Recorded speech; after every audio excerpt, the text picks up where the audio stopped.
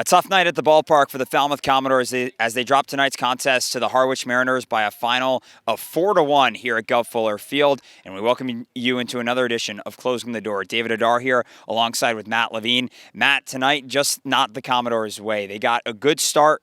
4 innings from Alex Price, who was back with the team after being away for the last few weeks. But after his 4 innings and only giving up 1 run, the bullpen just couldn't hold the lead for Falmouth. And in the end, Harwich comes in here for the second time this summer, walks away with the win, and swept the entire season series against the Commodores. Harwich, the only team in the league that beat the Commodores in every game that they've played so far up to this point in the season. And it'll stay that way as well, as Falmouth has defeated all the other 8 teams in the league. But tonight, decent pitching from the entire staff up and down. A good start from Price. He only gave up 1 run. A couple of tough breaks for Anthony DeFabio out of the bullpen, but Lucas Gordon too. He worked himself into and then out of a jam, only giving up 1 run. The real story, though, after that is how the offense, again, just could not find that timely hit. A bunch of hits tonight.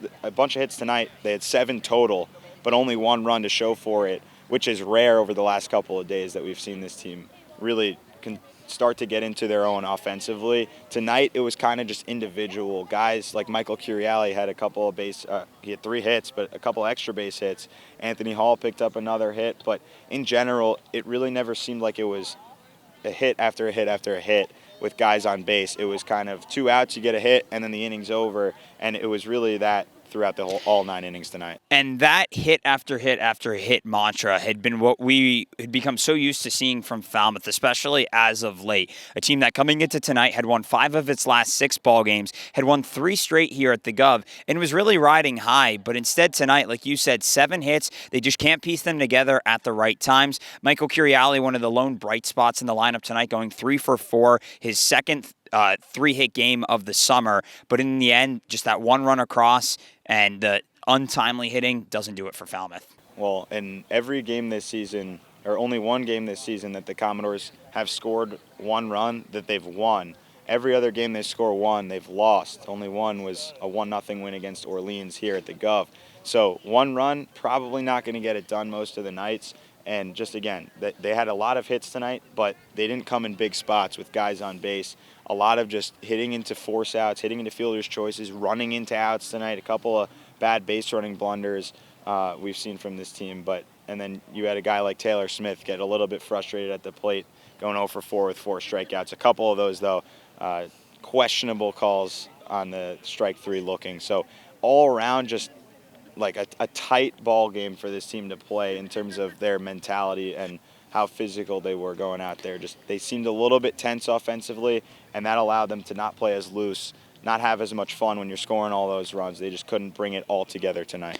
So with the win tonight for Harwich, the Mariners stay in second place in the Eastern Division, but flip it around to Falmouth. And the Commodores tonight, alongside a Cotuit win, drop out of second place in the Western Division. And as it currently stands at the time that we're recording this, Cotuit sitting at second place in the Western Division. And if the season were to end today, they'd have that playoff spot locked up. Well, Cotuit has a .467 mod win percentage currently.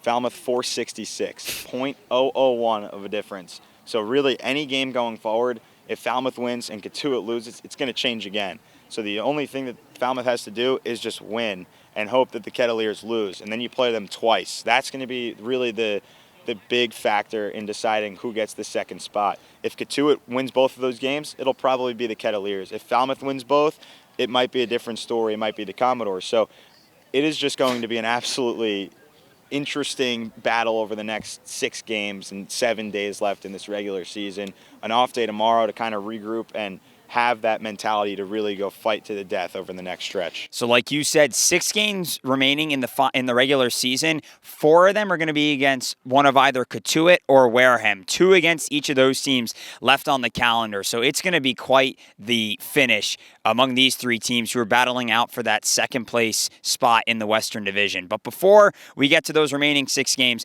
Matt had an opportunity to catch up with Anthony Hall post-game, who reached base a couple of times in tonight's loss.